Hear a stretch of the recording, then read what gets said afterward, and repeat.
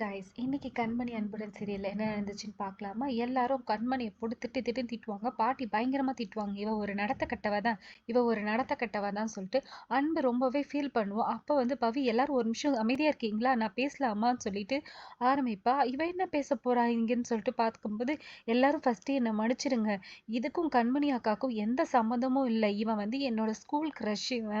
நானும் இவனும் ஸ்கூல் படிக்கும்போது நான் இவனை ஒரு 2 மாசம் லவ் பண்ணேன். அப்பவே எனக்கு தெரிஞ்சிருச்சு இவன் நல்லவன் இல்லைன்னு சொல்லிட்டு நான் அப்பவே இவனை விட்டு விலகிட்டேன். ஆனா இவன் எனக்கு கல்யாணம் ஆனது தெரிஞ்சு எனக்கு ஃபோன் பண்ணி ஒரு நாள் மிரட்டினா.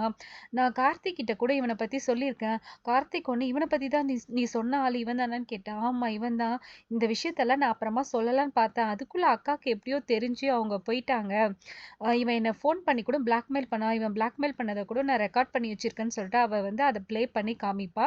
அதுக்கப்புறமா நீங்க எப்படிக்கா அங்க போனீங்க, நீங்க எதுக்கு போனீங்கன்னு சொல்லிட்டு கேட்ட உடனே அவ சொல்லுவா, இந்த மாதிரி மிரட்டினதை வந்து நான் பார்த்தேன்.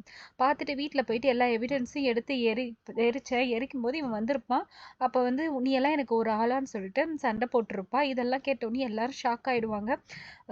வெண்ணிலா வந்து இவங்க 2 பேரையும் முறைப்பா, முழுசா தெரியாம இந்த மாதிரி பண்ணி வேஸ்ட் பண்ணிட்டாங்களேன்னு சொல்லிட்டு.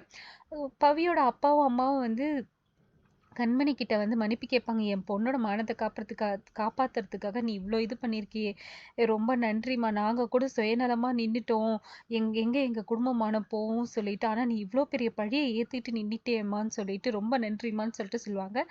கார்த்திக்கும் அன்பும் வந்து டென்ஷன் ஆகி அவனை வந்து அடிக்க போவாங்க. உனக்கு எவ்வளோ தைரியம் தான் இங்கே வந்து இந்த மாதிரி பண்ணுவேன்னு சொல்லிட்டு அடிக்க போவாங்க. உடனே எல்லாரும் வந்து பாராட்டுவாங்க. பாட்டிக்கு ஒன்றுமே புரியாது. அவங்க அமைதியே நின்றுவாங்க.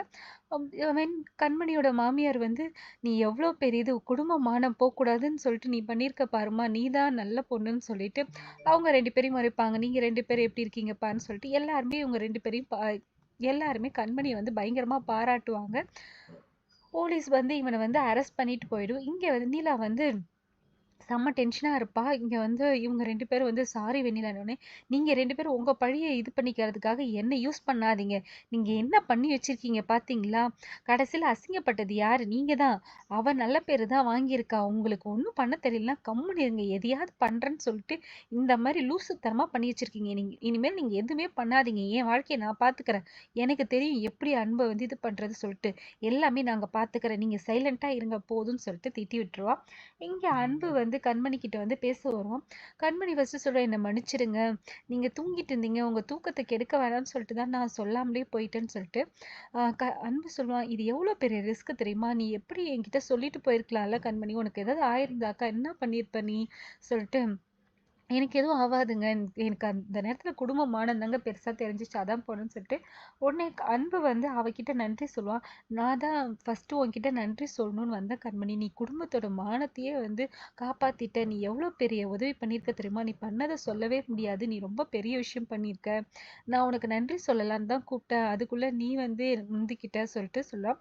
இங்கே வந்து பவியும் கார்த்திக்கும் தூங்குவாங்க. தூங்கி எழுந்தோடனே கார்த்திக் வந்து கனவு காணுவான். அதில் வந்து பவி வந்து குளிச்சு நல்லா சாரி கட்டிக்கிட்டு வந்து என்னங்கன்னு சொல்லிட்டு ரொம்ப ட்ரெடிஷ்னலாக இருக்கிற மாதிரி இவனை குளிப்பாட்டி விடுற மாதிரியெல்லாம் கனவு கண்டுவான். கனவு கண்டோடனே திடீர்னு கண்ணு முடிச்சு பார்த்தாக்கா இவன் வந்து எழுப்பா, போ எழுந்திரி போடா, போயிட்டு காஃபி எடுத்துட்டு சொல்லிட்டு எல்லாம் கனவான்னு சொல்லிட்டு இது பண்ணுவான்.